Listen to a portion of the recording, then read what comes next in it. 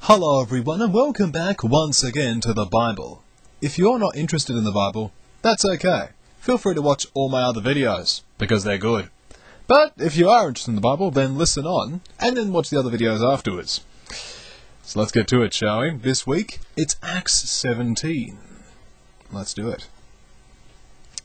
Now they travelled through the cities of Amphipolis and Apollonia, and came to Thessalonica, where there was a Jewish synagogue. As was Paul's custom, he went there to preach, and for 3 Sabbaths in a row he opened the Scriptures to the people, explaining the prophecies about the sufferings of the Messiah, and his coming back to life, and proving that Jesus is the Messiah.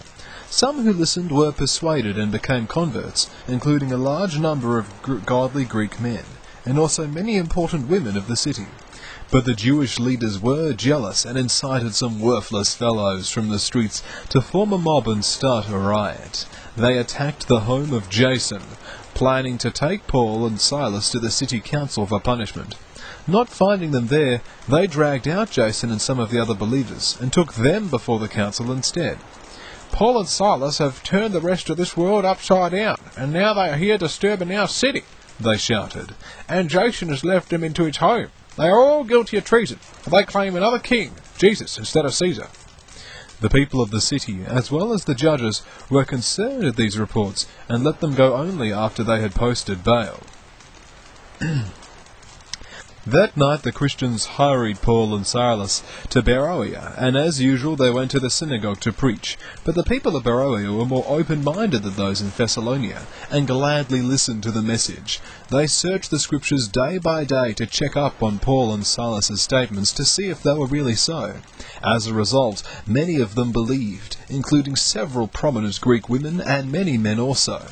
But when the Jews in Thessalonica learnt that Paul was preaching in Beroea, they went over and stirred up trouble. The believers acted at once, sending Paul onto the coast, while Silas and Timothy remained behind.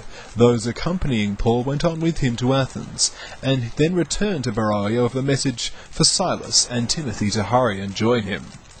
While Paul was waiting for them in Athens, he was deeply troubled by all the idols he saw everywhere throughout the city. He went to the synagogue for discussions of the Jews and devout Gentiles, and spoke daily in the public square to all who happened to be there.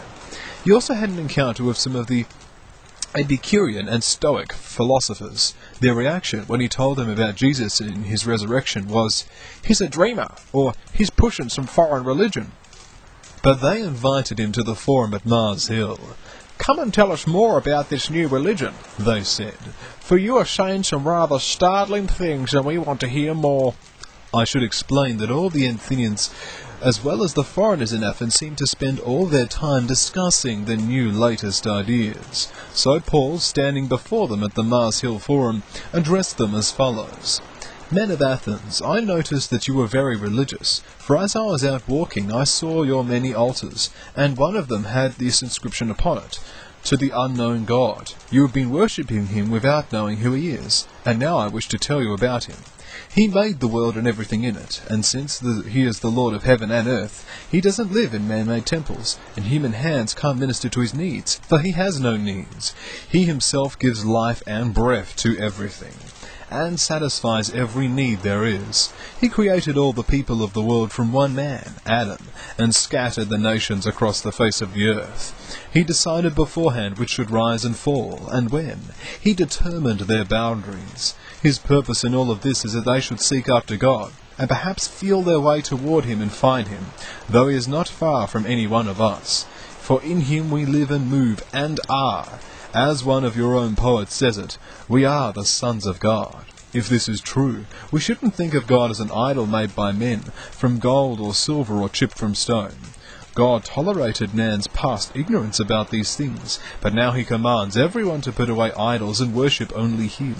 For he has set a day for justly judging the world by the man he has appointed, and has appointed him out by bringing him back to life again." When they heard Paul speak of the resurrection of a person who had been dead, some laughed, but others said, "We want to hear more about this later." That ended Paul's discussion with them, but a few joined him and became believers. Among them was Dysonius, a member of the city council, and a woman named Damaris, and others. And this concludes Acts 17.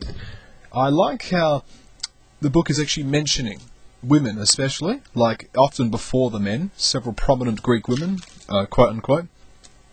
It's good to see already that God's using both men and women in, setting up his kingdom, which is unheard of in ancient text, by the way.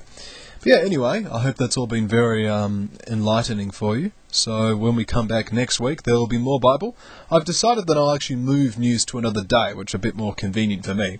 But otherwise, I hope you're all having a great time, and I'll see you in the future. God bless.